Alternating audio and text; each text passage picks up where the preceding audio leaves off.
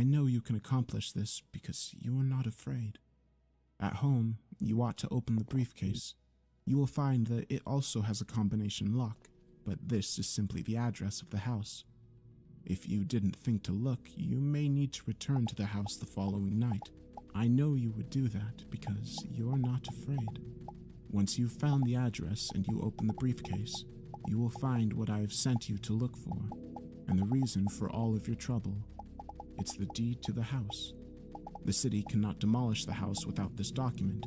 Be careful with it, as it is over 100 years old. Bring it to the city and have them demolish the house. Bring it to the city and have them demolish the house. Once and for all, my family will be able to rest. And maybe this will be adequate repentance for what I did to them all those years ago. If you do get the city to demolish that house, my family's bodies will be interred in the rubble. Finally, at peace. If not, you left the front door unlocked, didn't you? God forbid someone else enter that house by chance, but that doesn't have anything to do with you.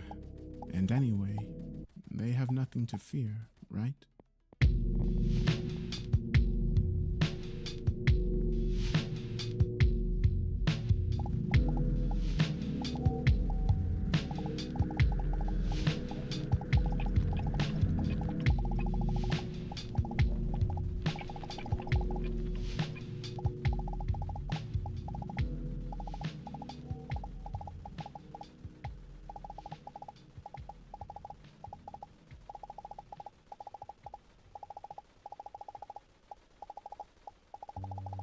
This is not my story.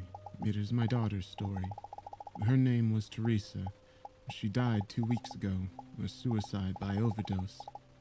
She called me just prior to the act, informing me of her intentions and the reasons behind them. I of course pled with her, begging her through tears not to go through with what she had planned, but she was resolute in her decision, and with growing horror, I realized this was no bluff. No desperate cry for attention or reassurance. As she hung up the phone, I knew with certainty she was already as good as dead. I knew it from the moment she had said, "Daddy, Ray is here." I immediately phoned the police, knowing that they would be able to reach her well before I could, but I also knew they would be too late. They found her in bed, by all appearances in a deep and peaceful sleep. One hand draped across her stomach, the other outstretched to the side, palm up, fingers curled as if clutching something. Another hand, perhaps. But the other side of the bed, Ray's side, was empty. This is also Ray's story. He died a little more than a year before Teresa did. He was shot twice, once through his right hand, which he had held out defensively, the bullet piercing both his cell phone and his palm before lodging in the tile of the wall of the bathroom in which he had made a final desperate attempt to hide. The second bullet found his neck, and he bled out quickly, alone on the cold floor. He was one of 9 people who died in his office building that day. 8 of those people thought it was just another Monday at work, unaware that they would not be walking out alive at the end of the day. The 9th to die, the shooter, had no intention of walking out again. Ray had called Teresa on his lunch break that day.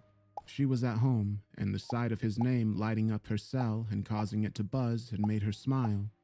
Married only 3 months, the pair was still in that young, fleeting honeymoon stage of marriage, and Ray would frequently find any excuse to phone his bride from work if time allowed. "Hello?" She answered, a smile on her face. Why did the man always get hit by a bike on his way to work?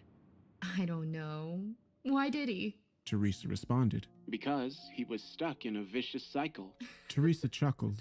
The joke wasn't really all that funny, but Ray had always delighted in corny humor, and his joy in telling these awful jokes brought Teresa more pleasure than the punchline itself. Case in point, he had used a ridiculous pickup line to win her over in the first place. "Feel my shirt," he had said to her, a stranger in a sea of people crammed into a mixer at one of her girlfriend's apartments 2 years ago. "Do you know what it's made out of? Boyfriend material."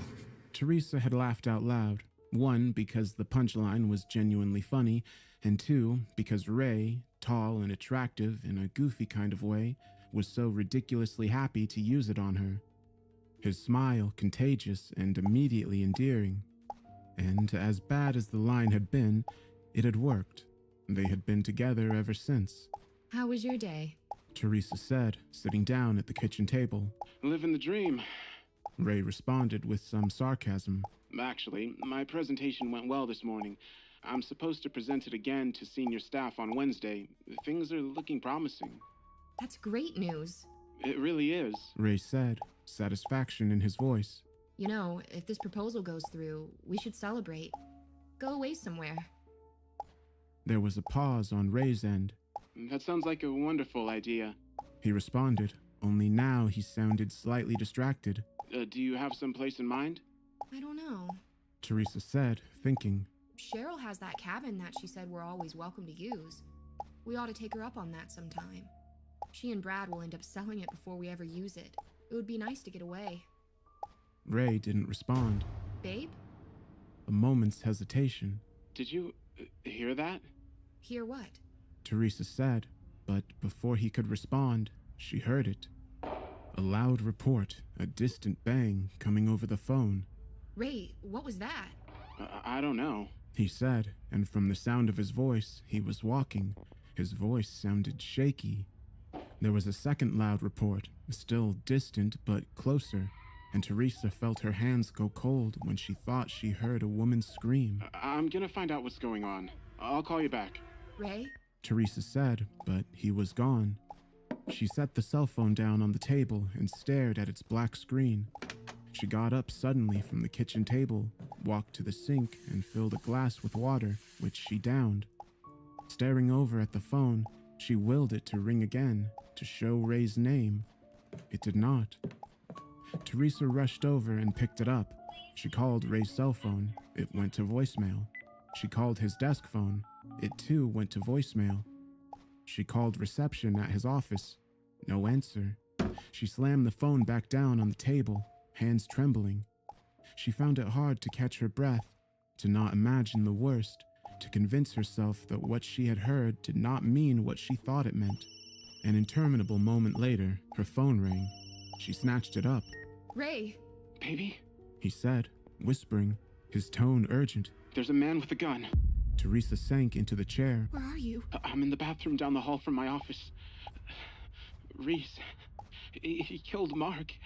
I saw it happen. His voice was trembling, on the verge of tears or panic. Ray, hang up and call the police. I did. He insisted. They're on their way. Okay, just be calm.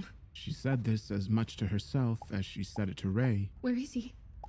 I don't know. I saw him at the end of the hallway. I saw him shoot Mark.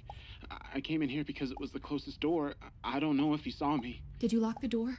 The door doesn't lock. He said, a small sob hitching in his voice. I'm in one of the stalls. It's locked. Teresa began to cry silently, the hopelessness of Ray's situation sinking in. Who is he? I don't know.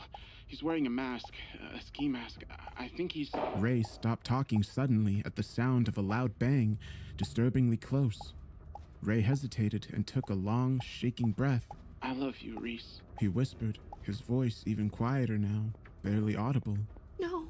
There was another loud banging sound, but this time it wasn't the report from a gun. It was the sound of a door being kicked open and hitting a wall. Ray took a sudden, gasping breath. Ray? Teresa whispered, the sound of the door of the bathroom stall being kicked. No! Ray cried out, and the sound of his desperation made Teresa's entire body go numb. Ray? Teresa said, louder. The sound of the stall door crashing open. No! Ray screamed. Ray! Teresa yelled. The sound of a gun. And then, everything was silent in the house for several seconds as Teresa struggled to take in a breath. Finally, she screamed. The shooter was a man named Vincent Holland.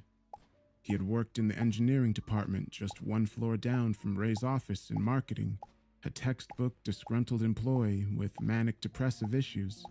At least that was the story that the press was reporting. Vincent had managed to kill 8 of his co-workers, and then he turned the gun on himself at the first sound of approaching sirens. The following 24 hours were a blur for Teresa. Through a haze of shock, She had answered police questions, had identified her husband's body, his face pale but still unmistakably his own, and had made necessary phone calls to friends and family. And in the moments between, Teresa had wept, her body crushed under the weight of a grief that was nearly unbearable, the physical pain of it enough to make her welcome the thought that perhaps it might kill her. What a mercy that would be, she thought.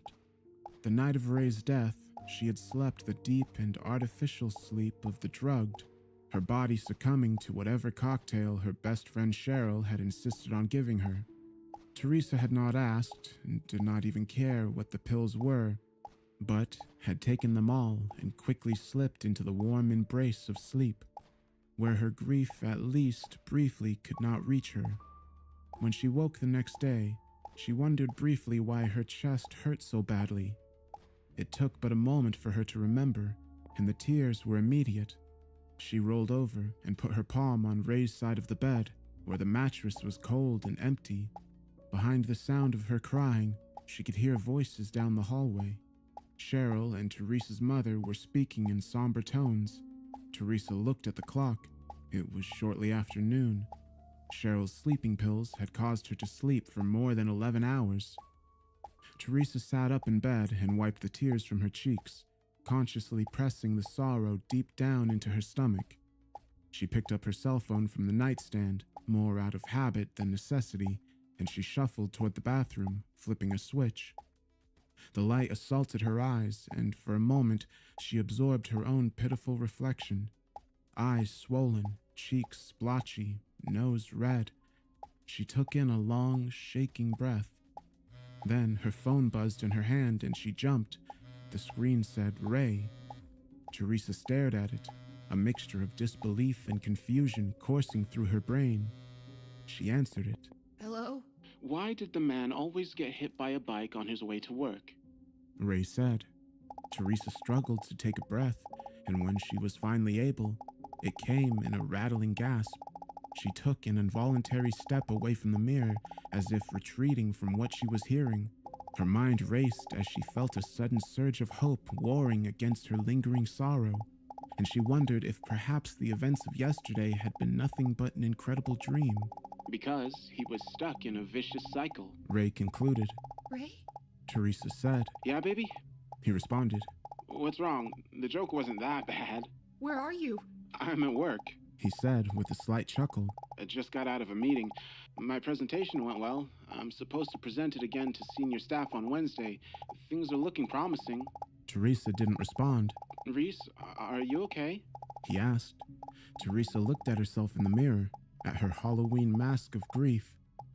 The floor felt like it was tilting under her, and her brain, still kicking off the last remnants of Cheryl's pills, was a swamp of conflicting thoughts. Reese? He said again. What day is this? What? It's Monday. What's going on? What's wrong? It's Tuesday.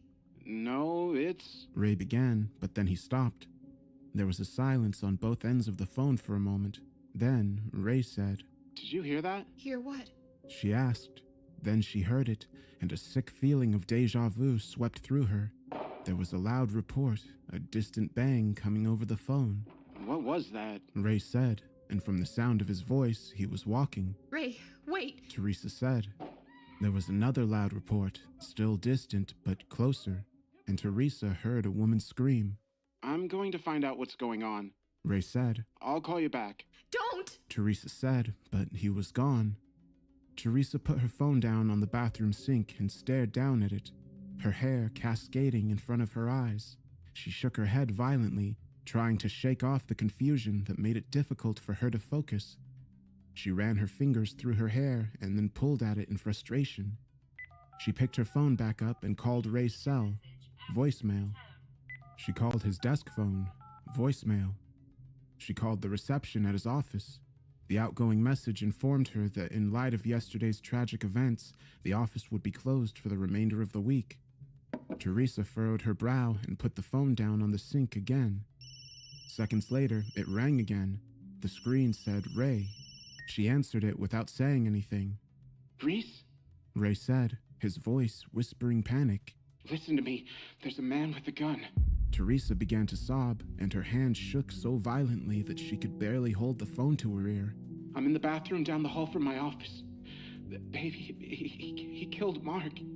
I saw it happen. Ray's voice trembled, on the verge of tears. Teresa said nothing. I called the police. They're on their way. He took a long, trembling breath. Teresa sat down on the floor and brought her knees up to her chest. She began to rock back and forth. I don't know where he is now. I saw him at the end of the hallway. I saw him shoot Mark. I came in here because it was the closest door. I don't know if he saw me, but the door doesn't lock. I'm in one of the stalls. There was a long moment of silence. Reese, talk to me. Ray demanded desperately. Ray. She said through her sobs. She could manage no more words than that. I don't know who this guy is. Ray said. He's wearing a mask, a ski mask. I think he's...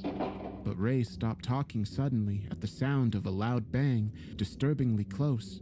He hesitated and took a long, shaking breath. I love you, Reese. He whispered. Over the phone, Teresa heard the sound of a door being kicked open and hitting a wall. Ray gasped. Teresa relived the sound of the bathroom stall door being kicked open, No! the sound of Ray's desperate objection, and the final sound of the gun being fired. And then, in the ensuing silence, Teresa relived the grief of her husband's death for the second time. She told no one about the call, not Cheryl and not her mother. She couldn't explain it to herself, much less anyone else. The two had continued to keep her company throughout the day, answering phone calls, dealing with concerned well-wishers, attempting to get Teresa to eat, and managing the details of Ray's viewing and funeral, which were scheduled for Saturday evening and Sunday morning, respectively. But mostly, the two of them were there simply to make sure that Teresa was not alone. In her waking moments, they treated her like an antique porcelain doll, delicate and fragile. Teresa slept for most of the day, even without Cheryl's chemical help. She ate hardly at all, a fact that distressed her mother. She had still been in bed at noon on the following day, Wednesday, 2 days after Ray's death, when her cell phone rang. The screen said, "Ray." Her body went numb, and she quietly began to cry. She answered it. Ray? Why did the man always get hit by a bike on his way to work? He said. Teresa ended the call immediately and then shut her phone off completely and tossed it aside. She lay in bed and wept. On the third day, Thursday, Teresa was alone in the house. Cheryl and her mother had other things to attend to and hadn't been outside the house since Monday evening. Teresa had showered, brushed her hair, and even put on a bit of makeup. Her arms felt weak and heavy as she did so, but she attempted a tired smile as she insisted that she would be fine if her mother and best friend left her alone for a little while. When her cell phone rang shortly after noon, she was sitting at the kitchen table, the bright sunlight through the windows making her headache after so much time spent in the darkness of her bedroom. She answered it, her voice weak. Because he was stuck in a vicious cycle. There was silence on the other end, and for a moment, Teresa wondered if Ray was really there. Finally, he laughed and asked, How did you do that? I'm not sure. Are you okay? You sound strange. Teresa took a deep breath. Do you know who Vincent Holland is? Yeah, he works down in engineering, I think. I don't know him real well. I do know that every day at lunch he eats an onion like an apple. Never really seen anything like it. Ray, he has a gun. Teresa said. What? How do you know that? Don't ask me that right now. He has a gun, and he's going to start shooting people. You have to get out. Reese, I don't... But then Ray stopped as they both heard the sound of a gun being fired. What was that? Listen to me. You have to get out of the building. Ray was silent for a moment. Then he said, Okay, I'm going. and then the phone fell silent.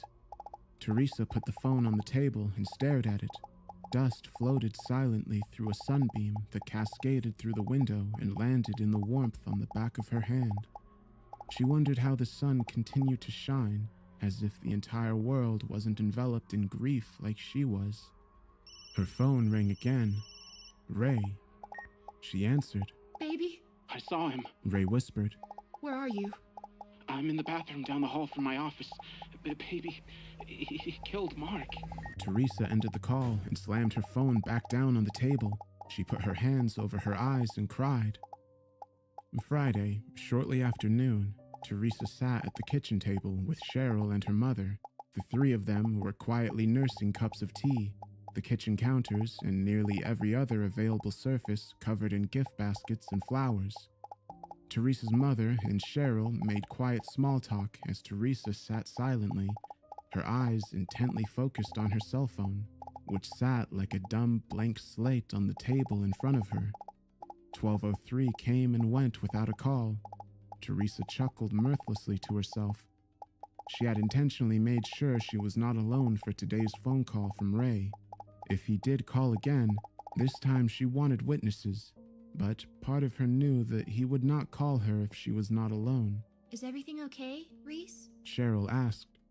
Teresa peeled her eyes away from the silent phone. Yes. She whispered and sipped her tea. I flew in from across country for Ray's viewing and funeral. Teresa's mother and I were cordial towards each other, but also avoided each other as much as possible for Teresa's sake.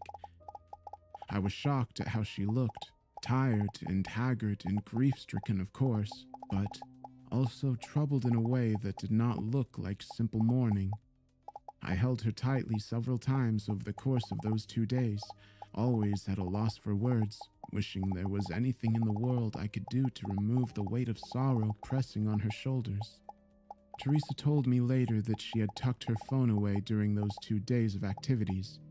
She had thought that maybe going through the ceremony of remembering Ray's life, seeing his serene face as he lay dead in his casket, and then watching with surprising detachment as his body was lowered into the ground would bring a final end to his daily calls. But on Monday, alone at home for only the second time in the week since Ray had died, her phone rang again. She considered not answering it, but could not resist doing so, a sense of both longing and hopelessness in her chest. Ray? She said. Why did the man always get hit by a bike on his way to work? Ray said, and Teresa burst into tears. For the next several days, Teresa lived in a fog. She always took Ray's call. Some days she let the conversation play out like it had on the first day, relishing in those first fleeting seconds when Ray was still happy and alive. Other days she interrupted his joke in order to ask him a question, like where he had put the key to the safety deposit box or where he had filed insurance papers. Confused but cooperative, Ray always answered her questions. Some days she used those initial seconds to convey her deep love for him, and she sobbed as he had expressed his love for her in return. But then, all too quickly, the sound of a gun would bring their conversation to an abrupt end. And then, one day, weeks on, the phone had rung and Teresa had said, "Hello, baby," and waited for Ray to launch into his bicycle joke. There was a pause, and Ray had said, Reese, did I call you earlier today? A coldness spread through Teresa's chest that she couldn't understand. What? No, you didn't. That's so strange. Ray said. I picked up the phone to call you and got this sudden sense of deja vu, like I already called you today. A tear fell silently down Teresa's cheek. She couldn't find words. Is everything okay? Ray asked. I miss you, baby.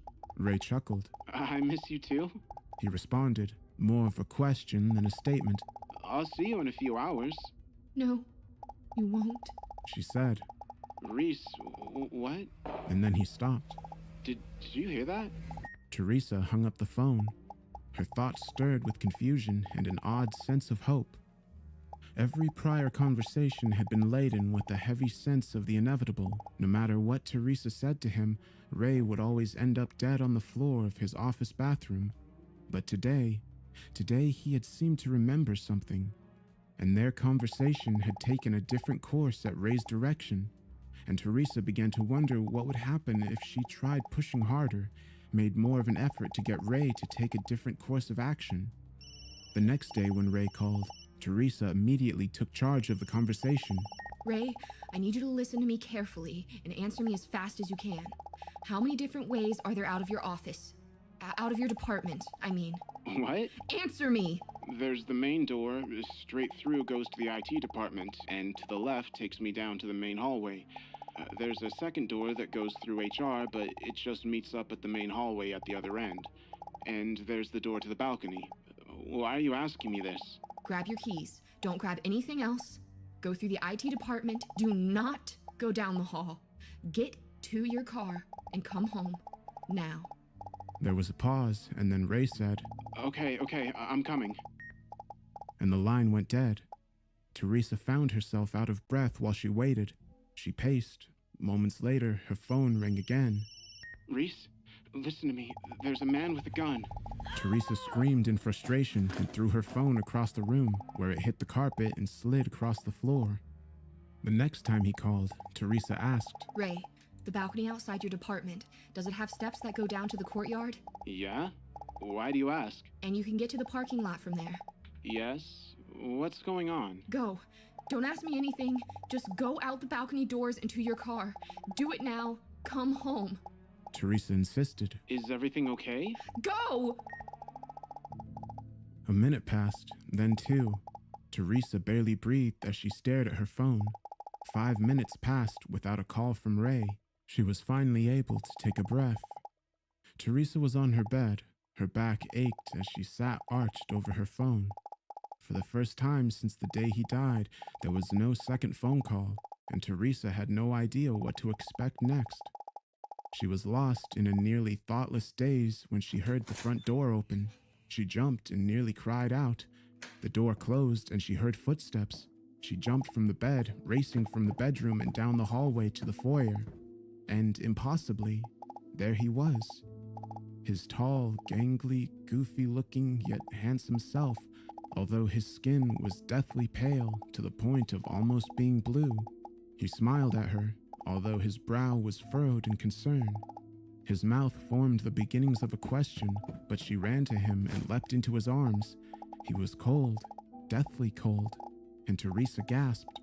"Is everything okay?" he asked. His voice sounded like it did on mornings when he had first woken up, rattling and unused.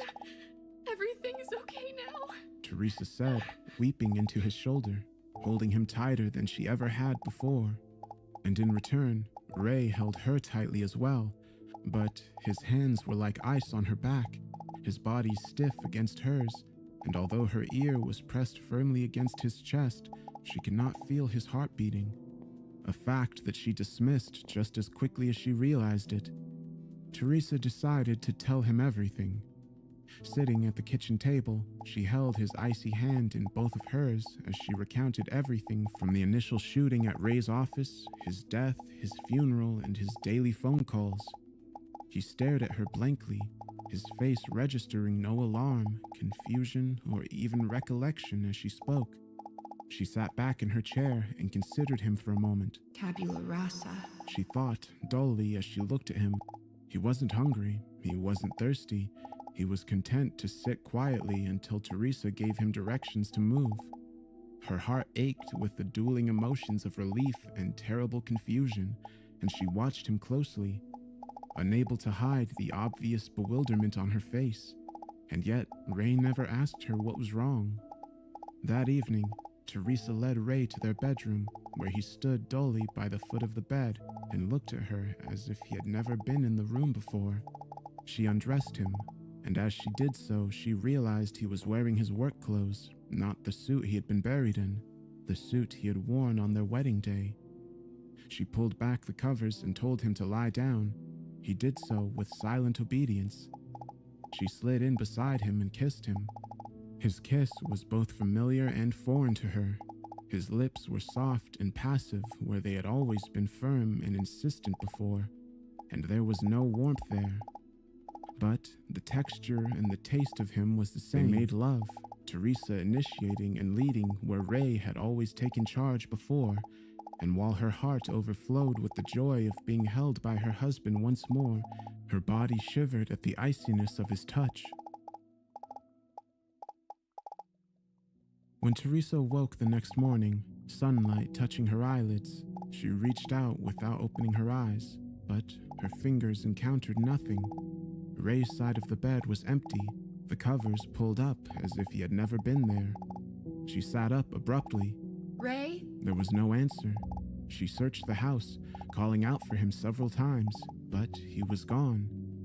She returned to the bedroom, feeling both confused and sorrowful.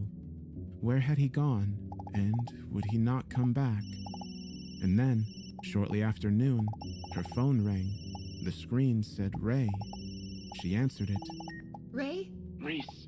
He said, his voice sounding even more raspy and unused than before. Don't worry. I know there's a shooter. I'm coming home. The line went dead, and Teresa set her phone down. Her chest nodded in a cacophony of emotions, sorrow, hope, frustration, and even fear, that she realized she could hardly feel anything anymore. But come home he did, and this became their new pattern, the new vicious cycle they were stuck in. Every day he would come home, every day looking even more pale and feeling even more cold to the touch, his personality receding even further into the empty shell that he was becoming, a vacancy behind the eyes that had once been so passionate and full of life. Teresa had to tell him to sit, to eat, to bathe himself. He was like an elderly man who was losing use of his faculties, and Teresa evolved into his loving but confused and somewhat terrified caretaker. And every morning, Ray's side of the bed would be empty again, and he would call Teresa from work shortly after noon to tell her that he was coming home. Teresa noticed that each time, his voice sounded more like it was being dragged over stones. Like his vocal cords are decaying. She thought. It was not long before his countenance began to catch up with his voice. He began to look more physically withered, his tall frame beginning to bend, his eyes large in their sockets as his face became even more wan and his cheeks more sunken. Teresa allowed this cycle to continue for months, her love for her husband locking her in a living hell, but she was rapidly reaching the point of collapse herself, her emotional and mental well-being withering right along with Ray's countenance. I'm coming home, he had said to her over the phone, his voice like dusty rocks being rubbed together, barely recognizable to her. Wait. She had said. Ray, don't. Don't come home. Stay there. It's okay. Stay there. No. He responded, slowly and without emotion. No, if I stay here, I'll die. I'm coming home. Teresa had hung up the phone, wept, and waited once more for her husband to return. She wept because her husband was dead. She wept because he was alive and yet dying more every day before her very eyes. She wept because she felt bound to him in whatever repeating loop that his death and their love had created. And she wept because they were together again, and yet she felt entirely alone. Finally, on the day that Teresa took her own life, she made a decision that came to her easily and without fear. In fact, the idea gave her the first comfort she had felt in the years since Ray had died. Perhaps the key to escaping this living hell was to die herself. More precisely, to die beside Ray as they slept together in bed, and in the morning, when he was gone, perhaps she could be gone too. Gone, but together. She called me that afternoon to tell me her story, to tell me her plan, and to tell me goodbye. I listened with terrified disbelief as she recounted the details of her miserable life in the months since Ray had died. Her story was one I could not accept as fact, and yet simultaneously I knew from the sound of her tired yet determined voice that my daughter was telling me the absolute truth. "Is Ray there now?" I asked her. Yes. She said tiredly. Do you want to talk to him? I didn't answer, but then I heard Teresa say distantly, It's Dad. Talk to him. There was a shuffling sound, followed by a raspy breath. "Ray?" I said, and I was surprised to find my own voice was trembling. He didn't respond, but I could hear as he attempted to. All I heard was the sound of his laborious breath and the vaguely recognizable tones of his voice as he attempted to speak, but his words were garbled, his voice wasted. Teresa took the phone back. I have to go now, Daddy. "Baby, don't do this," I said, crying but trying to hold myself together. I love you. Your mother loves you. Let us help you. There has to be some other way. Teresa began to cry. There is no other way, Daddy. This is the only way. No, I insisted. You still have so much to live for. Let me take you away from there. You can come here. Maybe Ray won't come to you anymore if you're not there. I felt myself playing along with her, even though I wasn't sure I even fully believed her. Daddy, there's something else. She said, taking a long and exhausted breath. I'm pregnant. I started, then stopped. A hard lump rose in my throat. I couldn't breathe. My mind pieced it together. Teresa was pregnant, and Ray had been dead for more than a year. It's Ray's. She said, answering the question I hadn't asked. But I don't know what it is. I just know I can't, Daddy. I just can't. She wept. She said her final goodbyes to me, ignoring my pleading, and then the call was over. I already told you how the police found her. The autopsy revealed that she had died consuming a large number of sleeping pills left helpfully behind by her best friend Cheryl. The autopsy also revealed that she had been several months pregnant. I insisted that this detail never be revealed to her mother. Estranged and distant though we are, there are some horrors a mother should be spared when it comes to her own child. So this, as I said, is Teresa's story, and the story of her husband Ray. And you may not believe me, but it's an absolutely true story. As fantastical as that might sound, I believe Teresa now. Although 2 weeks ago, when she told me her story for the first time, of course I had doubted her. I doubt her no more, not a single detail, because every day she calls to tell me all over again.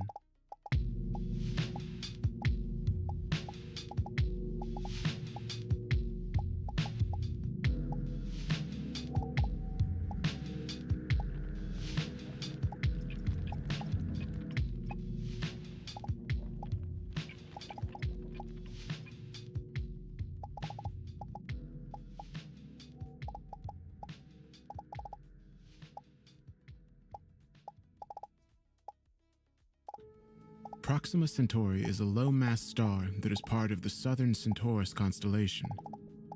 The star is 4.24 light-years away from Earth. If you had a powerful enough laser, it would take the beam of light 4.24 years to get to the star. When you look up at the star, you are actually perceiving it as it was 4 years ago. The current fastest-moving object, made by man, is the original Voyager probe. It is traveling over 35,000 miles per hour, and even at such an extreme velocity, it would take thousands of years to reach the star. The only practical way to get there is via faster-than-light travel, or FTL for short. According to Einstein, a fundamental rule of the universe is nothing but light itself can go that fast. The year was 2037, and that was the year we broke that rule. But at what cost? My name is James Anderson. I've been in the Air Force for 15 years, and it's always been said I was the best man they ever had. 2 years ago, I got an invitation from NASA to take part in a groundbreaking project. NASA was always a dream of mine. As a boy, I had always dressed up as an astronaut for Halloween and read basically all of the books on them and the history of spaceflight. Joining the Air Force was the next best thing, and I ended up enjoying it a lot. I was stationed at Edwards Air Force Base as a test pilot for experimental fighters. The director of the project went by the name Dr. Robert Butler. Robert was a tall, ginger man with a brain that would make even Einstein envious. Robert was the person who personally invited me to partake in his project. I accepted almost instantly when he called, and we set up a meeting to discuss details. The meeting place was a nondescript office building in the middle of Bethesda, Maryland. Robert's office was probably the cleanest room I'd ever been in. He had a huge mahogany desk with a computer monitor that spanned almost half the desk on the corner. Behind him was a bookshelf full of books and miniature model aircraft. A pleasant autumn aroma filled the air from the incense he had burning on the other side of the room. Robert sat me down with a handshake and started. "Hello, James. Thank you for meeting with me today. Thank you for having me. I'm excited to explore the opportunities in front of me, I responded eagerly. Let's get the formalities out of the way so we can get down to business. I need you to sign a non-disclosure agreement, as this project is classified, top secret. Robert slid me a thick document. As I suspected, it was the aforementioned agreement. I had signed thousands of these in the past, so I knew the drill. It basically said that if you discussed the project with anyone outside its scope, it was considered treason. I promptly signed the document with the expensive fountain pen he had on his desk, half expecting him to leap out of his seat, telling me it was a display piece only. He didn't. Passing the documents back to him and returning the pen, I thanked him and asked, "So, what is this groundbreaking project you speak about?" "Are you familiar with the theoretical physicist Miguel Alcubierre?" Robert asked with a curious expression. "I have read about him. He theorized a way to travel faster than light, but that theory was disproved a long time ago," I retorted. Robert sat back in his chair and went on. "What if I told you we recently revised his work and put it into practice?" Another question popped into my mind. "Miguel's FTL engine required significant power to function. Nothing in the world can create that much energy." "Yes, James, legitimate question. The scientists at the CERN Large Hadron Collider have been able to find a way to produce large amounts of antimatter. We have produced enough for a trip to Proxima Centauri and back with a little extra," he answered.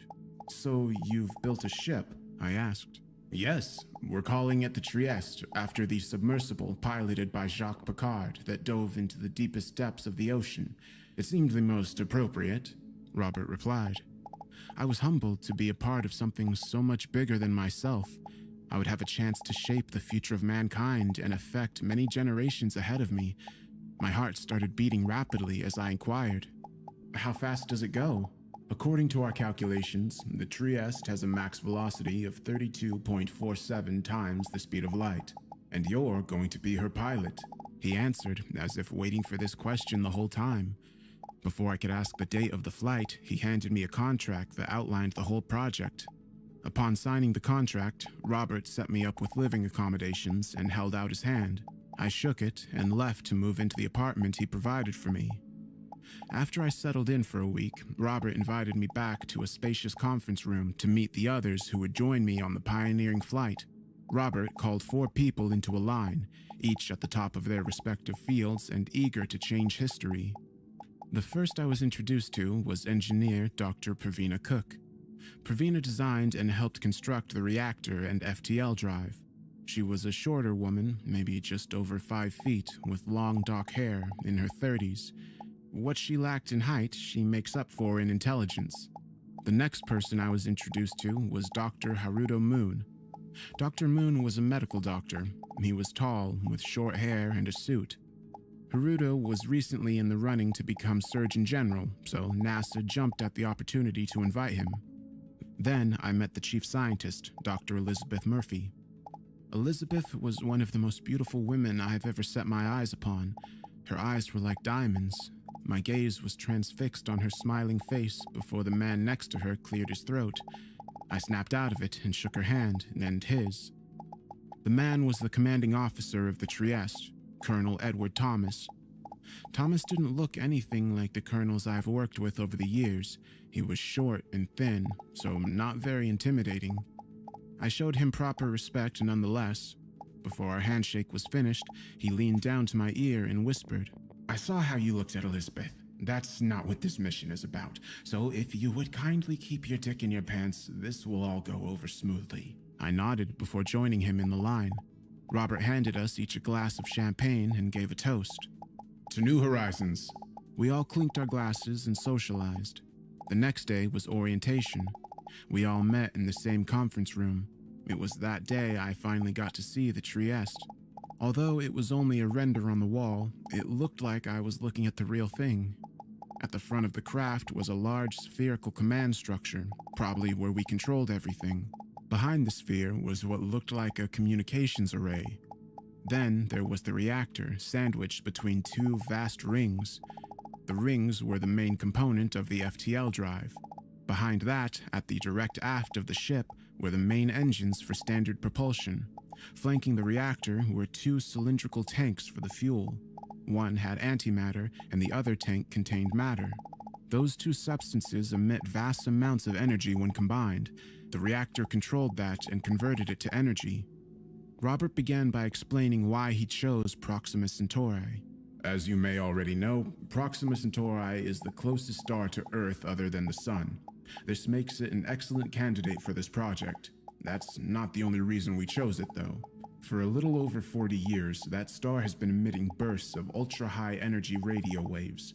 When analyzed, the signal is random in nature, basically bursts of static. Don't stars emit all kinds of waves? I questioned. Yes, James, you are correct. The remarkable thing about these ones is they happen every hour on the dot. If that wasn't strange enough, every burst is completely identical. The room fell silent as everyone was in a state of shock. Robert chuckled. That was my exact reaction. Your task is to travel to the star and use the equipment you bring along to study it and find out what causes the signals. I smiled when I saw the joy on Elizabeth's face. Stars were her area of study. Robert began answering more questions we had. Some important particulars stood out to me. The Trieste is still under construction in orbit. It will take 1.5 months to reach the star at max speed, and we are scheduled to depart in 1 year after vigorous training. Our orientation ended, and we went home. NASA put my body to its extreme upper limit over that year. I had never been tested like that, not even during my time in the Air Force. In one of the simulations, they put me in a chair attached to a spinner that spun incredibly fast to simulate G-forces. Another time, I was put in a chamber for several hours under high atmospheric pressure to see how I responded to change. After many tests like this, my shipmates and I were ready to go. Launch day had arrived. This was a top-secret mission, so the trip to the Soyuz rocket that would take us up was oddly void of reporters. I didn't have anyone to say bye to, which was one of the reasons I was selected, as there was every chance the ship could just explode. The Soyuz rumbled to life as it violently carried us up. I had never been so uncomfortable in such a comfortable seat. Eventually, the rumbling stopped, and I felt weightless. Moments later, Elizabeth screamed. Look! I looked out the window. Before me was the Trieste in all her magnificence. It was surrounded by the scaffolding used to help in the construction. The capsule docked with the ship, and we boarded. Before me was the command center and the finest technology that humanity had to offer. At the front was a single grand console, my console, used for navigation. The ship, oddly, had gravity, although I didn't know how it worked. I hiked across the spacious room to my console so I could examine it. To my left was a small joystick like you'd find on an arcade cabinet. It was used to control the thrusters that steered the ship. There was a camera system there so I could see where we were going. Directly in front of me was an extensive celestial map so I could see where we were and plot courses. Overlaying the map were the controls for the FTL drive, which were simple. Pravina handled the complicated aspects naturally. Finally, to my right was a simple throttle for the main engines and a multifunction display for factors like power levels and velocity. Colonel Thomas said, "All right, everyone, to your stations." Pravina and Elizabeth took their stations on either side of me. Elizabeth's station allowed full access to the sensors and scanners installed on the ship, which she used to study Proxima Centauri. We spent a couple of hours preparing as the scaffolding around the ship was taken away. Robert called over the radio. "All right, everything looks good from our end. Proceed whenever you're ready." "Thank you, Robert. We will contact you when we are in position to go light speed," replied the colonel. "James, take us out." I tapped on my console, firing up the engines, and the ship gained speed. We could not perceive it, though, due to the artificial gravity.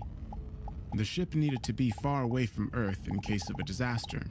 On one camera, it gave me a view behind the ship, and the Earth was visibly getting smaller. Eventually, we got out of range. I cut the engines and let the Trieste coast.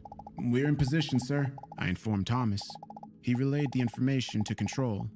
"This is it, people. Charge the rings, James," he instructed.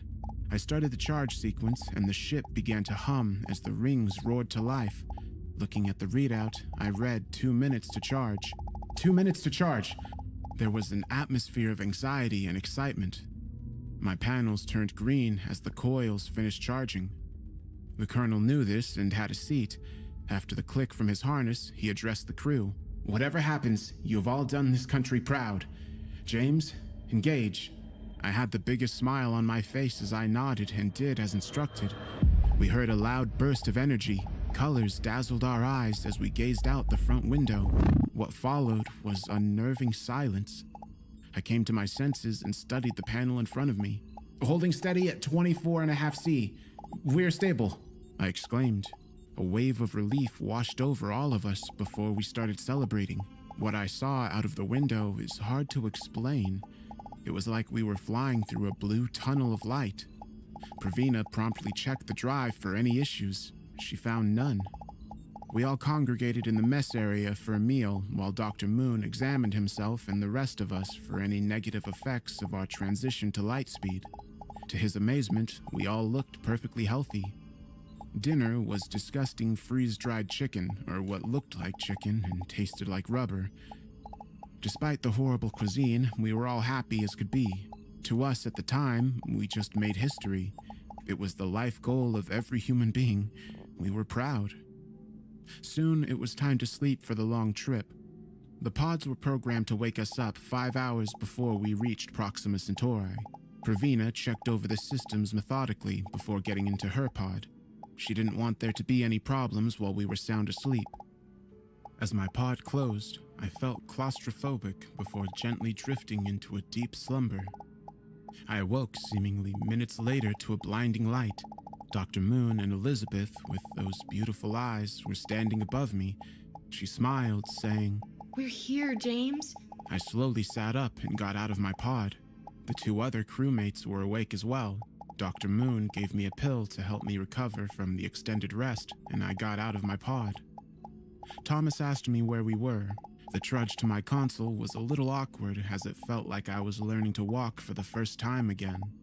The console read an ETA of 4 hours, 13 minutes, and 53 seconds. I turned to Dr. Moon. "I thought we were supposed to wake at 5 hours, not 4 1/4. "You're right. We had a little trouble with your pod. It wouldn't open," he replied with a concerned expression. The crew and I spent the remaining 4 hours checking systems and getting food in our bodies. It was fish this time, equally rubbery as the chicken. Eventually, it came time to shut off the engines as we had arrived. There was a blinding light out the window. I was looking at another star. It just sunk in, the gravity of what we had just accomplished. I don't think I was the only one with that feeling. Thomas yelled an instruction. "Bring us into orbit of the star, James." With a permanent smile on my face, I acknowledged and used my console to fire up the engines and put us into orbit. "Are we able to filter out all the blinding light?" Thomas asked. Elizabeth spoke up. "The window has one. I'll activate it." My heart hit the deck with an audible thud when she activated the filter. I observed the star being covered in green, vine-like structures. It almost seemed organic. Proxima Centauri looked alive. It was visibly throbbing. I was terrified at the sight. "What the hell? That's not what a star is supposed to look like," Thomas said, shocked. Elizabeth tapped her panel with determination. She concluded with the spectrographic analysis that the star was indeed organic. There was nothing in her analysis that pointed to it being a star of any classification other than the blinding light that it emitted. How could we not have seen this with our instruments from Earth? I concluded it was somehow able to trick them from the vast distance. Elizabeth noted with a puzzled expression. "I don't understand how this is possible." "How long until the next radio burst?" 5 minutes. She replied as she checked her panel. As we waited, I was a nervous wreck. 5 minutes came, and the radio pulse did as well. I felt a slight tingling sensation, but it was harmless. We were monitoring the signal, and it was the same as previously recorded pulses, according to Elizabeth. "What do you make of all this, Dr. Moon?" the colonel asked without diverting his gaze. Moon didn't respond. I could hear soft, high-pitched wheezing coming from his direction. The colonel noticed too and turned around. Dr. Moon was completely motionless. Assuming he was just daydreaming, Thompson said, "Dr. Moon!" What happened next was the most disturbing, frightening thing I've ever witnessed. That was saying something coming from a soldier like myself. Moon started convulsing violently before slowly changing into something. His arms, his legs, his fingers, his toes and neck all grew to double their length. Sharp teeth descended from his gums, and existing teeth broke into sharp points. His jaw disconnected from his skull, giving him a gaping, terrifying maw. One of the panels behind him gave a reflected view of his back. His back split apart, exposing his spine, with each vertebrae having long, jagged spikes protruding from them. The same sort of spikes were also protruding from all the joints of his body. His skin turned a dark green color and was ripping apart, exposing bone and a powerful muscular structure. There was nothing recognizable left. I sprinted at Elizabeth and grabbed her arm as we raced to safety. Pravina followed, but Colonel Thomas, rest his soul, wasn't so lucky. Moon, or what we thought was Moon, lunged at him with a high-pitched, unnatural screech, thrusting both arms into the Colonel's chest, aided by the spikes that grew on his knuckles. Thomas didn't make a sound, just went limp, with his arms dangling below him. His motionless body was lifted off the ground. I winced with horror. There was an explosion of blood and gore as the creature separated its arms, ripping the already deceased Colonel Thomas in half. His blood-soaked insides were scattered all over the room. In all my years of military service, I'd never seen anything even remotely more disturbing. With no time to mourn our fallen comrade, we moved into the mess hall and closed the door, locking it. The two girls were sobbing. None of us wanted to talk about what just happened or what caused it. Pravina noted, still sobbing. We need to kill it. Nobody ever thought to pack weapons on this ship, as it was a mission of exploration, and this occurrence would never show up in any manual. The three of us collected ourselves, and I cracked open the door. Moon was pacing around the room and noticed me. He produced another loud screech and charged at me. I got back inside just in time, and he started banging on the door relentlessly. Try and find something I can use as a weapon, I said frantically. We may not need one. The main airlock is the room with it. There is a console in the communications room opposite this door that can open it. Pravina said, still shaking with fear. I opened the door, and the creature was in the middle of the room, standing above the Colonel as if it was admiring its kill. I threw a piece of metal past it, and the creature jumped at where it hit the ground. I gathered up all of the strength and determination I could muster and bolted for the communications room. The creature saw me and got within inches, but I made it and sealed the door behind me. Moon, as if he knew what was about to happen, pounded much louder than before, almost desperate. I used the auxiliary console to increase the pressure and blow out the airlock. The environment outside the door sounded like a wind tunnel. The pounding ceased. I could hear it frantically claw at the ground before it flew out helplessly. I resealed the airlock and pressurized it. Upon opening the door, both the creature and the Colonel were gone, with deep claw marks in the ground and around the airlock. To my horror, I looked up and it had completely trashed the command deck. All the consoles were destroyed with no way to use them. We were dead in the water with no way to control the ship. They both took on my shocked face when presented with the carnage. Can we activate the drive from the reactor room? I asked Pravina. Yes, but we would have no navigational control. She replied skeptically. With haste, we made our way to the reactor control room. The room was dissimilar from the rest of the ship. It had an industrial design.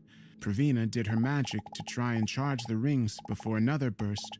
There was no way to know which one of us would change into that thing. Her fingers tapped away at an inhuman pace. She froze. No! What? Elizabeth and I responded in unison. The rings aren't charging. The creature must have hit one when he flew out of the airlock, she said with a defeated look on her face. I felt as if the entire universe was trying to kill us. The three of us went to a window.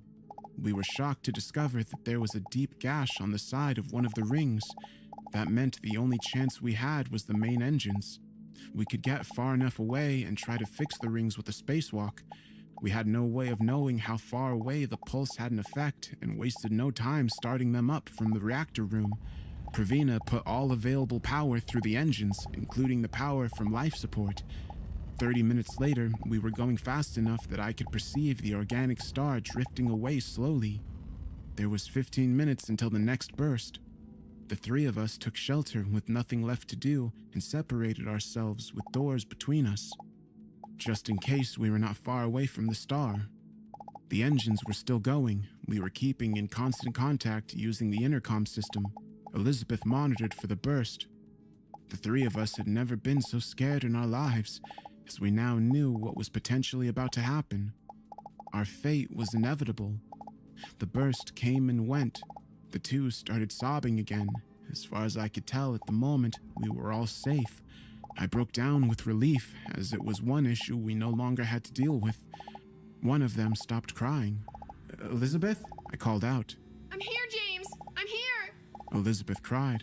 That same screech came out of the speakers. It was so loud, my eardrums were in searing pain. I called for Pravina. It was already too late for her. She was in the pod room. Elizabeth was the only thing on my mind at that time. I had a clear path to get to her. She was in the communications room. I went over and joined her there. We had an hour left. The two of us knew there was no chance of repairing the ring without Pravina. Pravina started pounding on her door as the transformation was complete. I'm recording this from that room with Elizabeth. I don't know if my story will reach Earth. Even if it did, it would be too late for us, as it takes a whole 4 years with light-speed communications. We are just too far away. Pravina just busted out of the pod room. She knows where we are and has been trying to get to us. I don't know how long we have left. I don't know what will get us first, Pravina or the next burst. All I know is I don't want to die in either fashion. I'm contemplating evacuating the air from this room. Elizabeth agreed and started sobbing uncontrollably. The air is getting thin.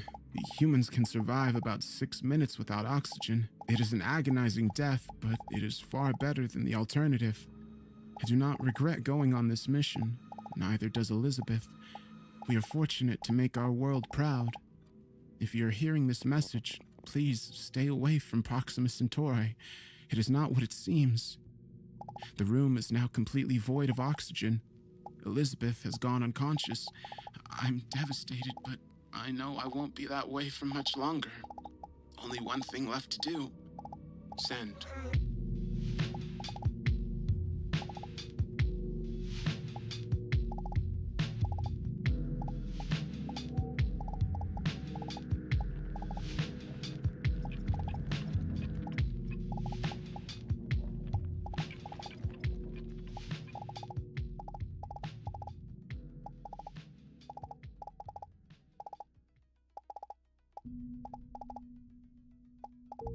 I'm not the type of doctor that usually gets emergency calls from patients, so I was definitely confused when my latest contacted me in the middle of the night and begged to see me right away.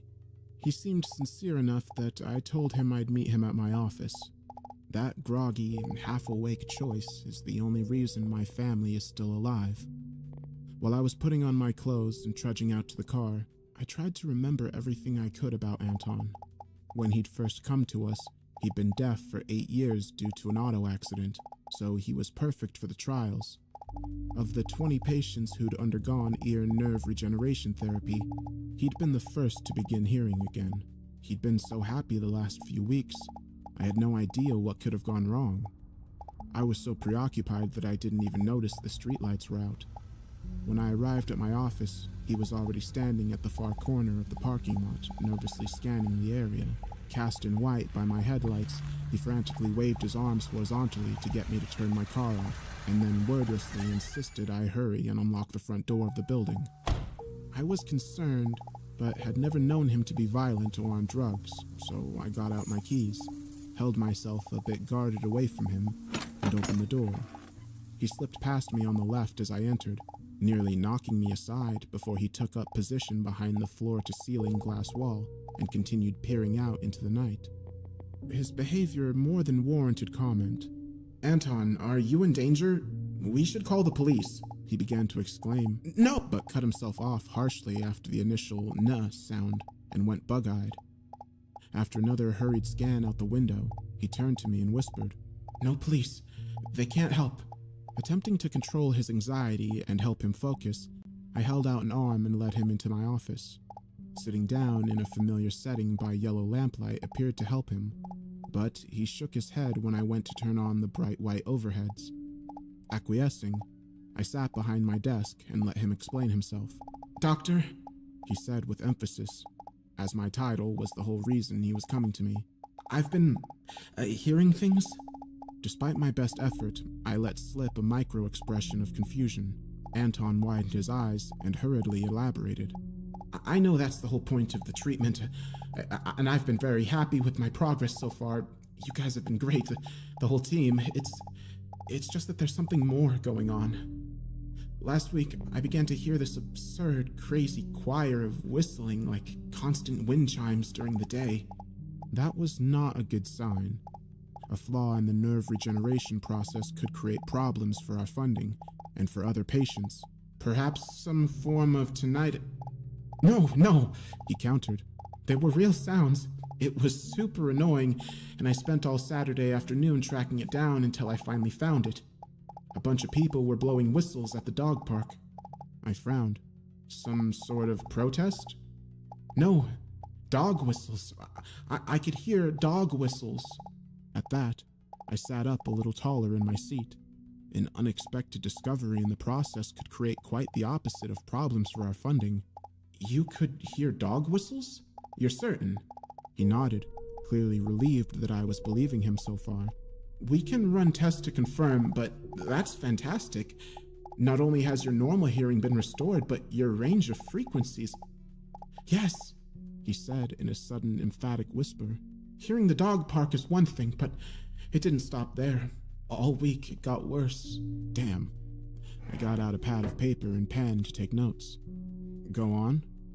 Encouraged by that, he leaned forward in his chair and gripped the edge of my desk. "I first began to hear them on Monday. The Monday a few nights ago.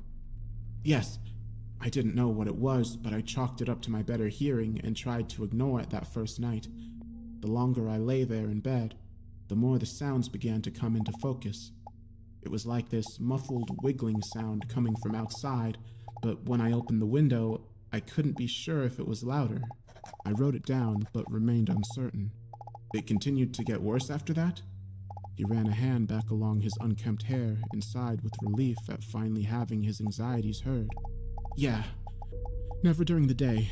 Never when there's music playing or people around or the television left on. It's always at night when I'm alone. A feeling comes over me, like my body telling me I'm in danger for some reason, and then I begin to hear it. It's a rapid back and forth swishing sound, but dampened somehow. It's like it's coming from far away, or at least it's far away until I make a noise." "Until you make a noise? You think these sounds are responding to you somehow?" "I know they are," he insisted quietly. "They're swimming around out there looking for prey, like any living thing would be. See, that's what I figured out tonight, and that's why I called you. After spending every night all week listening to it, I finally got it. I'm hearing swimming sounds. They're all different, too. A pulsing octopus, some fish, maybe shark, or other ocean things that I can hear when I finally sleep. When I dream, things get all screwed up and horrifying with screams and calls that would make you shiver for the rest of your life. I looked up a bunch on Wikipedia, but the sight of them..." He trailed off into visible rising anxiety. I stopped writing and held up a hand. "Whoa, Aton. Let's just walk it back a step. If you think you're hearing swimming sea life, where's the ocean?" He slowly raised his head to look me straight in the eyes. Behind his irises, a dark glare of sprouting madness burned. "All around us, Doc." I began to reach for my phone, but he drew a long knife from under his shirt and held it forward. Breathing hard, he shouted, "Don't do it! You hear me out! I'm not crazy! I tried to tell my friends, I tried to tell my folks, everyone thinks I'm crazy. Just listen to me." This was the first time a patient of mine had ever gotten violent, but I knew the procedures. "Okay, Anton, I'll listen. You just bring the stress level in here down a little and lower the knife." "I'm not gonna drop it," he told me, his gaze sharp. "Just listen to me." "Okay." He waited, I looked down at his knife and up at his face twice. "Your pen and paper?" he said. "Right." I lifted them carefully, eyeing him for signs of quick movement. "Here's my reasoning, Doctor," he finally continued, returning to calmer and more formal speech. "I hear things swimming by all the time. I try to stay where it's loud. The noise wards them off, like animals avoiding a boat. I went to a concert. I left the TV on. You know that feeling that you get when you're all alone and you just want to run? Like something's chasing you out of the dark and you just need background noise to feel safer?" I gulped down an unhappy knot. "Yeah?" "It's them," he whispered. "They're out there, but you see, I've got a problem now. That lamp on your desk? It's got batteries, right?" The small yellow lamp had been a gift. "Yes. The rest of the world doesn't have batteries. The power's out in Los Angeles, New York, and here. They're coming for us." The power was out? I hadn't even noticed because he'd shaken his head when I tried to turn on the overheads. "There's no music," he said with rising fear. "There's no television to leave on. They're swimming freely all over the city. They're closer than ever, and I have no way to avoid them." He turned his head as if listening to some nearby noise. "None of us do. They'll hear us." Something occurred to me that I figured might just save my life. "Wait, so you hear wiggling sounds when you're alone and it's quiet?" "Yeah?" He seemed momentarily hopeful at my question. "It's your ears." I laughed. It all made sense. If your hearing's gotten that good, then when there's no other sources of sound, you're hearing the microscopic life in your ear canal. He froze as his anxiety found an avenue for explosive decompression. "Oh." He stared at me for a moment. "Like super tiny things?" "Yeah," I said, smiling at him as he lowered the knife. "Anton, you're gonna be fine. We'll figure out a way to dull your hearing a little so you don't have to hear them. Everyone's got tiny little bugs on them, visible only with microscopes. They can't hurt you." But his anxiety didn't fall away completely. I don't know. It sure sounds like I'm underwater and things are swimming all around me." He lifted the knife again. "Where would there be an ocean?" I asked him. "We're in San Francisco. We're not deep underwater, in some ocean filled with nightmare things. Come on, shout. Go on, take a yell. Kick the false terror to the curb." I want to, I just... "Do it. Be the good man I know you are." Unsure of what to do, he half smiled, half frowned, then gave a weak yell of defiance. "Good," I told him. "Again, come on, yell." "Damn things," he said louder. I needed him to see that we were safe.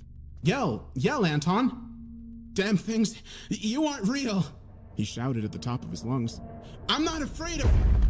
The next part has taken me a couple days to piece together by memory. There was an explosion of some sort, but lacking fire.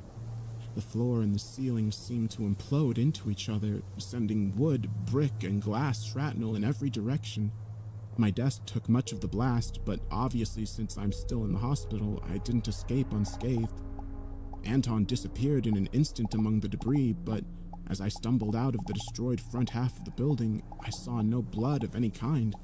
He'd been entirely consumed. Staggering to my car in the parking lot, I turned and had one good solid look at the aftermath. I'd been wrong. He had not been hearing microscopic life in his ear canal. I knew I was wrong because before the rest of the building collapsed from the strain, I saw the shape of the attack that had done it. It was like looking at an apple after a bite. Absolutely and undeniably the result of massive unseen jaws big enough to take out half of a 2-story building in one crunch. He was right. They are out there, and we are pursued by unseen creatures in the night.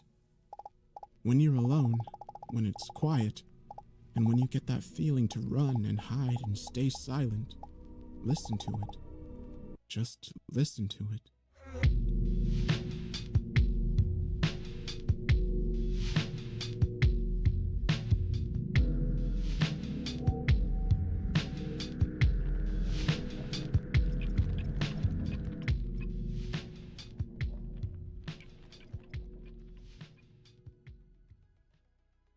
When you've been a priest for as long as I have, you start to notice patterns in people.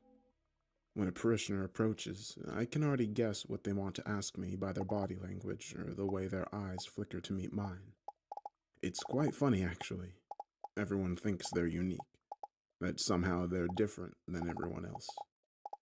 Well, let me tell you, after 38 years of hearing confessions, I've come to the conclusion that we're all pretty much identical. If I have to listen to one more trembling voice confess to watching pornography, I might just lose my mind. Now, I haven't turned cynical in my old age, just weary.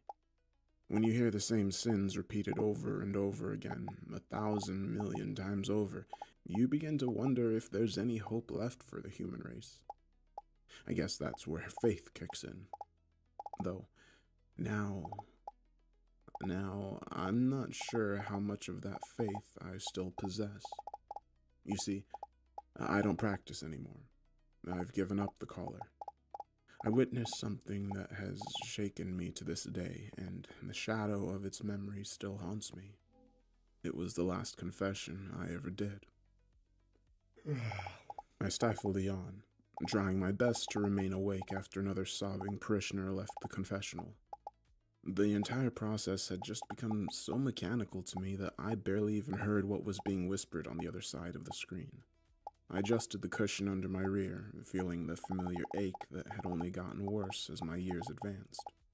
I checked my watch and saw that I still had another 20 minutes to go. I closed my eyes and offered it up to the Lord, begging him to fill me with patience for these people. I heard the familiar creak of wood on the other side of the screen as yet another sinner took their place. I ran a hand over my weary eyes and then spoke into the screen. In the name of the Father, the Son, and the Holy Spirit, I recited, making the sign of the cross. A male voice whispered to me from the other side. Forgive me, Father, for I have sinned. This is my first confession. I shifted the cushion beneath me, annoyed at the distraction, and tried my best to focus on the man. Do not be afraid, my son. Tell the Lord what you have done. The man said nothing for a moment, his voice rasping behind the screen. Father, I don't think there's any hope for me. I've done so much. I sat up a little straighter. My son, there is no sin too great for God. The man struggled to keep his emotions in check, his voice straining. I think I've broken every rule in the book. Deception, greed, lust, murder, everything. The mention of murder sent a cold icicle shooting up my back. You killed someone? I asked, voice hardening. This was a serious confession, one I'd never heard before in all my years in the booth. I could hear the man begin to fall apart, shame and grief washing his words in sorrow. I've killed so many people. My heart was racing in my chest. Who have you killed? When was this? The man sniffled. It was a long time ago. I've been on the run for a long time. I don't know what to do anymore. My whole life has been a lie. One big fake advertisement for something I was never equipped to be. I leaned into the screen, voice stern. Have you thought about turning yourself into the police? Coming clean will surely ease the weight of your sins. I can hear it in your voice. You're suffering. The man started crying. You have no idea. I knew I had to be delicate here. Son, the Lord's love is endless. He can forgive you of these transgressions if you show him how truly sorry you are. The man surprised me by barking a laugh. His love isn't endless, nor is it unconditional. I swallowed, treading carefully. I know it's hard to understand, to accept, especially when you're feeling so low, but hear me, nothing is too great for the Lord. His wisdom and love for you is deeper than the oceans, broader than the universe. He wants you to know that, to feel that in your soul. The man was recovering, and he snorted behind the screen. You couldn't be more wrong. Slightly frustrated, I pressed him. What makes you say that? Suddenly, the man's voice filled the entire booth, a deep rumble that shook me to the very core of my soul. Because I am your Lord. I blinked, my head spinning. This was new. Just what kind of person was I dealing with here? I suddenly realized that the mental state of this person could be seriously compromised. After a moment, I decided to play along a little longer. You're the Lord. I can hear the doubt in your voice. I sniffled. Well, forgive me if I am a little cautious around someone who proclaims they are the Son of God. There is no Son of God, The man said, irritated. It's just me. You guys made up all that Jesus bullshit. I had nothing to do with that. My mind was spinning as I tried to keep up. Okay, so who are you really, and what are you doing in my confessional? The man exhaled. I just told you who I am, and I'm here to make peace before I die. Or whatever happens to me after. I don't really know how I die. I never thought about it before. I decided it was time to start steering the ship back on course. When a soul dies in the good graces of God, it gets sent to heaven. The man laughed. Good graces? Yeah, look, you're wrong. You're all wrong. What are you talking about? I asked, feeling anger begin to stir in my chest. The man's voice dropped low. Heaven is fucking gone. I cocked an eyebrow, the seriousness in his voice giving me pause. What do you mean, gone? His tone remained the same, a low rumble. It got wiped out a long time ago. There is nothing left. For reasons unexplainable, I began to feel uneasy, a sinking dread that was just beginning to form in my stomach. How is that possible? God is almighty, the devil can never best him, I said. The man slammed his hand against the wall, causing me to jump. There is no devil. There never was. I don't know where you people got that, but it wasn't from me. There is just myself and heaven. No angels, no saints, nothing. I created a place for you. And I created a place for me. Then I sat around and watched my creations from the comfort of my own home. My heaven. Every once in a while, I'd poke my finger in and stir up some shit. Cause a disaster or something just to see how you'd react. If heaven is gone, where do our souls go when we die? I asked. I have no idea. I don't even know if you have a soul. I certainly didn't give you one. Why would I? I made you so I could have something to do. When you die, 3 more people take your place and I watch the circus go round and round. But I have to say, I'm impressed with the human race. You've all come such a long way. I never dreamed you'd create such wonders. Bravo. The man said.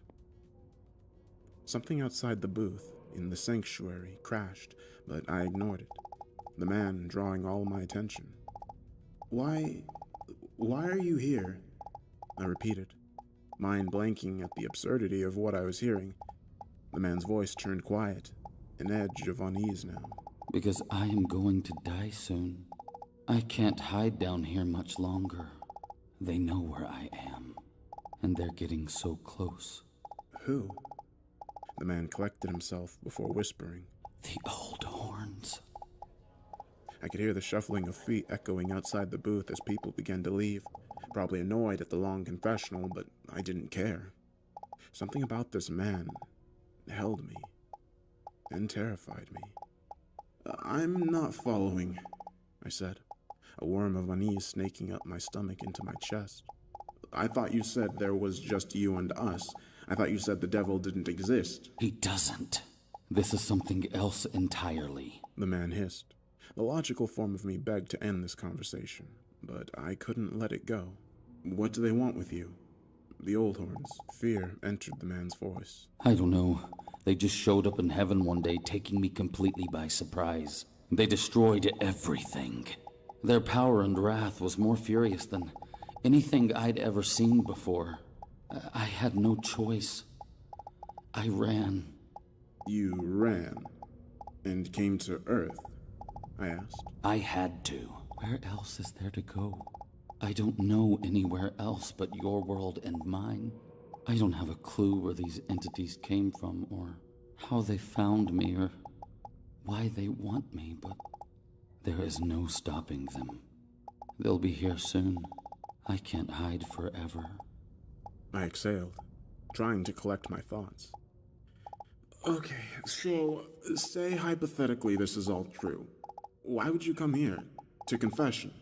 If you're God, what do you need to apologize for? The man was silent for a moment, and then said softly, Isn't this what you're supposed to do before you die? Truth be told, I have no idea what will happen to me when they catch up. But I'm scared. I'm really, really scared. I've done a lot of bad things, and this just seemed like the right thing to do. He trailed off miserably. I'm not the all-loving, wonderful God humanity thinks I am. I've done things to you people that sickens me. I don't know why I did them, but I did. You can look back on history and probably pick out the events that I had a hand in. They're pretty obvious. You know how people always say, why would God let that happen? Well, it's because I'm an asshole, and I'm sorry. I'm sorry for all the shit I've made you people go through. You didn't deserve it. I just kept pushing the envelope, and you Christians never lost faith in me. You always found ways to make sense of it all. Always giving me the glory. I didn't deserve it. Shit. I'm so sorry. I didn't say anything. The weight of his words collapsing in on me like the walls of a cave, trapping me in their conviction. How could I believe any of this? It was nonsense, and yet... Another crash echoed in the sanctuary, and this time I took notice because it filled the silence. Oh no. I heard the man whisper, fear stirring his voice. What's wrong? I asked quietly. I heard the shuffle of a curtain, and then the creak of wood. They're here. I swallowed hard. Who? The old horns. Something dropped into the pit of my stomach, and I was suddenly very on edge, one hand resting on the curtain in front of me.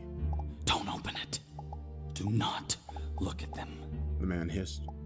Why? I whispered, my voice unsteady now. Just don't. He said urgently. My time here is done. I am at the end of my road. Stay in your booth, Father, until you hear the silence again. It will be safe then. This is insane, I whispered. There's nothing out there. The man leaned into the screen, his voice earnest. I know I have no right to ask this of you, but please, have faith in me. One last time. My hand remained frozen, my sweaty fingers plastered to the curtain. I was paralyzed, torn between the madness of his story and the horrific sinking feeling I felt in my chest. Please, absolve me of my sins and I'll leave you alone forever. The man begged now, voice shaking, mind spinning. I released the curtain and turned to the screen. Something moved outside the booth, a scraping sound across the marble floors. I made the sign of the cross, voice trembling. I absolve you of your sins. Go in peace. The man exhaled heavily, relief filling him. Thank you, Father. Thank you. Suddenly, a noise blasted through the church, so loud I had to cover my ears, my heart leaping into my throat. It was the blast of a low horn, a long single note that rattled me to the bone. As the sound faded, a